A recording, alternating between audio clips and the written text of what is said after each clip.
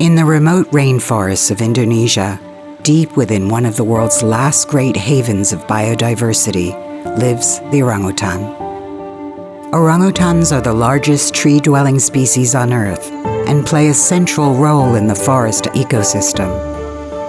With 97% of the same DNA as humans, they are highly intelligent creatures who experience feelings similar to their human cousins.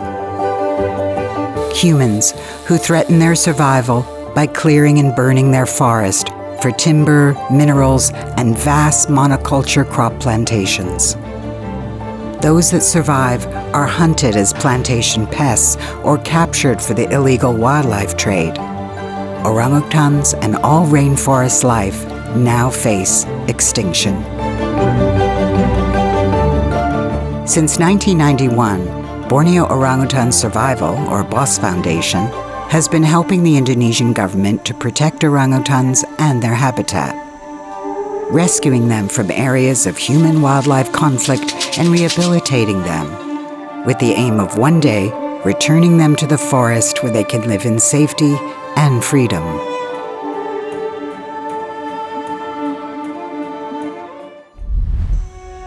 BOSA Foundation works in Kalimantan, the Indonesian side of the island of Borneo, operating 2 centers for orangutan rehabilitation. The largest center is located at NYARU MENTENG in central Kalimantan. The other center is located at SAMBOJA LESTARI in East Kalimantan. Together, these centers care for almost 600 orphaned orangutans. Orangutans are commonly rescued from deforested areas, mining sites, plantations, and villages. Those who are old enough to survive on their own can sometimes be relocated to safe areas of forest. But many young, orphaned orangutans end up in the illegal pet trade and are often kept in terrible conditions. Together with local government, a rescue team sets out to confiscate a baby whose mother was killed and bring it back to the center. This baby may suffer from trauma and poor health, requiring medical attention. A thorough evaluation determines if the newcomer has any contagious diseases that may infect other orangutans at the center. After 3 months in quarantine, the young orphan finally joins the others in the rehabilitation program. Orangutan mothers raise their offspring for 8 years, teaching them the skills they need for a life in the forest.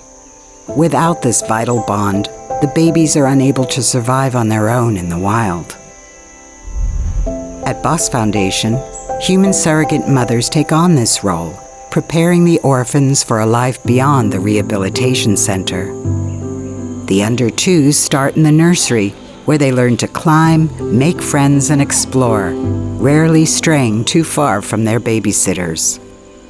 Then, in forest school, the orphans improve at foraging for food and making nests, learning directly from their caregivers. Just like children, they need help, and just like children, they won't go far without a regular meal. Orangutans who complete forest school graduate to pre-release islands, where they spend up to 2 years putting their skills to the test under the watchful eyes of the technicians. Detailed behavioral data is collected to determine when an orangutan is truly ready to go it alone.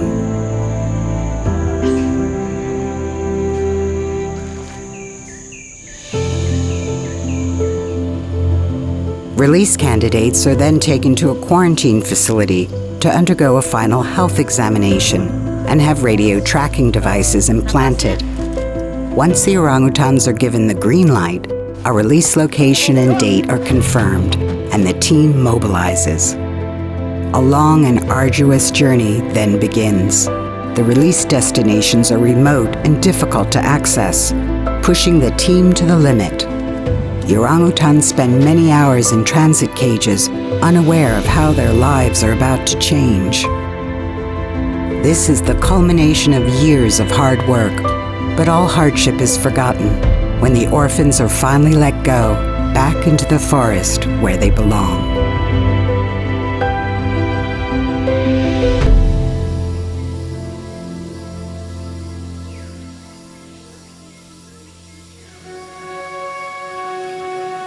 Finding forests that can support new orangutan populations is challenging. Most forests have been destroyed or claimed for other uses. Fortunately, BOSA Foundation has secured the rights to release orangutans in 3 suitable habitats. Here, the rehabilitated orangutans can be monitored and behavioral data can be collected to see how they're adapting to their new surroundings. Local people are employed for their unique skills and knowledge of the area. And local communities surrounding the forest are informed about their new neighbors and how they can help protect them. BOSA Foundation's monitoring data allows the team to assess the strengths and weaknesses of the reintroduction program, always looking for ways to improve. At the heart of the orangutan's plight, the destruction of its habitat. And as more and more babies arrive at the center, pressure on the facilities mounts.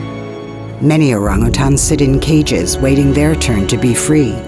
Others, too old or unfit for the wild, desperately require alternatives to the cages they occupy.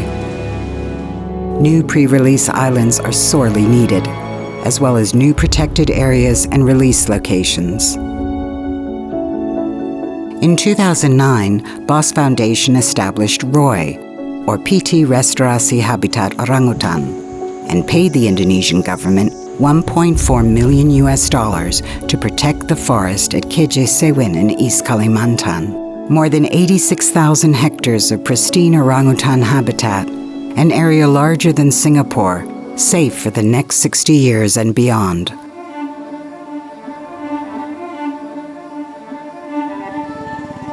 BOSA Foundation also manages 309,000 hectares of peat swamp forest, an area twice the size of London, home to one of the largest remaining populations of wild orangutans on Earth.